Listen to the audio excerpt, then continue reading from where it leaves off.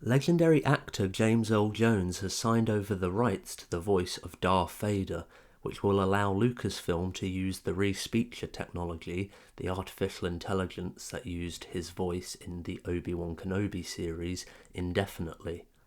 If you've watched the Obi-Wan Kenobi series, you'll hear that his voice is more similar to what we got in the original trilogy, and if you'd seen his appearance in Rogue One, his voice was a lot deeper, and you could tell that his voice and vocal cords have aged a fair bit, which is fair enough. The actor is now 91 years old.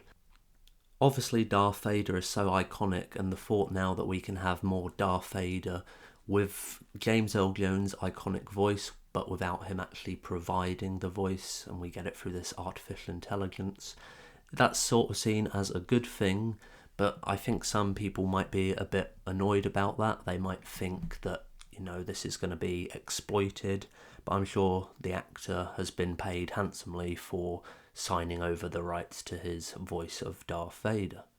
This has all been revealed in an article by Vanity Fair talking about the respeecher technology that was actually came out of a company in Ukraine, and how that they use the artificial intelligence to listen to James Earl Jones's voice over the many years that he's been recording the role, and be able to get the perfect version of the voice for the character for the Obi-Wan Kenobi series.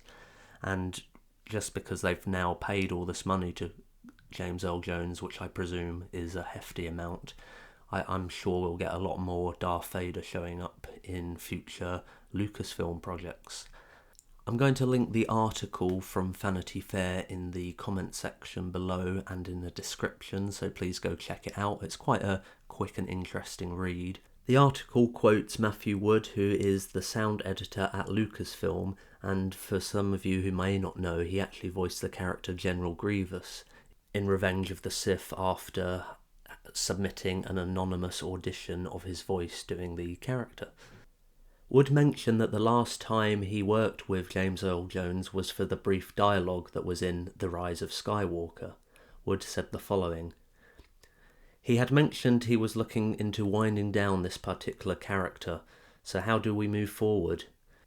The article goes on to say that when James Earl Jones was presented with respeecher's work, the actor actually signed off on the use of the archival voice recordings in order to keep Vader alive, and vital even by artificial means, appropriate perhaps for the character who is half mechanical. And I think if you've seen the Obi-Wan Kenobi series, you can see how impressive the respeecher does with artificial intelligence recreating James Earl Jones's voice.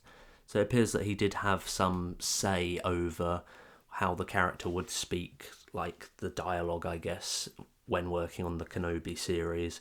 But, he's winding down, and he knows that this character's iconic, and, he's 91 years old, and this is a way that he can preserve something he's given to the world indefinitely. So we'll get this respeecher Darth Vader technology used in future projects from Lucasfilm, maybe even the video games as well. And I just want to show you some clips of how his voice has changed. I mean, one of the clips is from how he voiced Mufasa in the live-action Lion King, and you can really hear the difference in his voice from the 94 version and then the most recent live-action version. And you can even hear the difference in his voice from 2016's Rogue One and how he sounds with the respeecher technology that we got in the Obi-Wan Kenobi series. So here are those clips. Everything the light touches is our kingdom.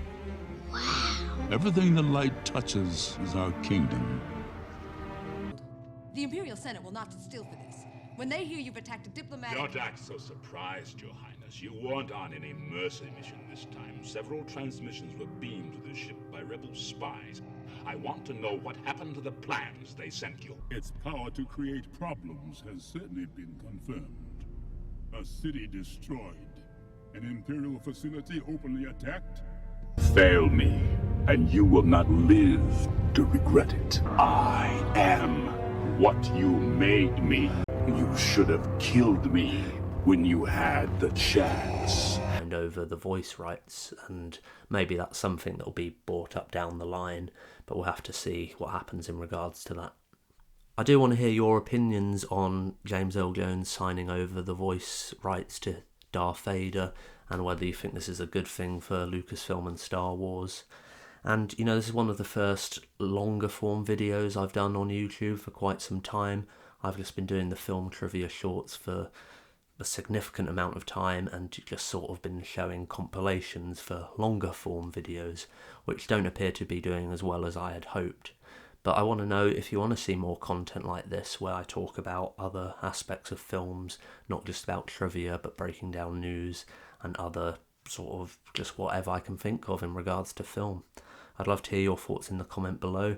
If you haven't subscribed, please subscribe to me, because I'm almost at 1,000 subs, and it would mean a lot to me if I could hit that as soon as possible. Earlier this year, when I was still only on about 600 subs, I had set myself the goal of getting to 1,000 by the end of 2022, and as time of recording, I am only 51 subs away from hitting 1,000, so if I could do that very soon, that would mean so much to me. So that's it for this video. Please let me know in the comments below what you think. Thanks a lot.